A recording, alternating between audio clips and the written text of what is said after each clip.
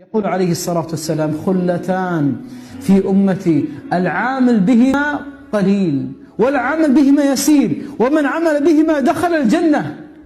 يا نبي الله، خلتان من يريد دخول الجنة بهاتان الخلتان؟ الصحابة صعقوا: ما هما يا نبي الله؟ قال: تسبح الله 10، وتحمد الله 10، وتكبر الله 10. يا نبي الله، هذه الأولى. طيب والثانية؟ قال: إذا أويت مضجعك تريد النوم تسبح الله 33، تحمد الله 33، تكبر الله 34.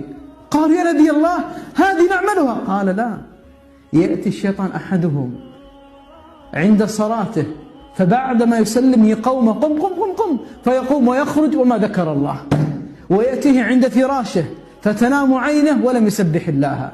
فاطمة الزهراء وعلي بن أبي طالب اشتكيا إلى النبي فقالت: يا نبي الله، فاطمة تقول أريد خادما يخدمني في البيت. قال: إذا أويتم إلى مضجعكما تريدون النوم فسبح الله 33، احمد الله، كبر الله 34، خير لكما من خادم. يقول قائل: طيب فاطمة تريد خادم، الرسول قال سبح الله 33، ما دخل التسبيح بالخادم؟ يقول العلماء: يعطيك الله قوة ونشاط كأن معك خادما في البيت.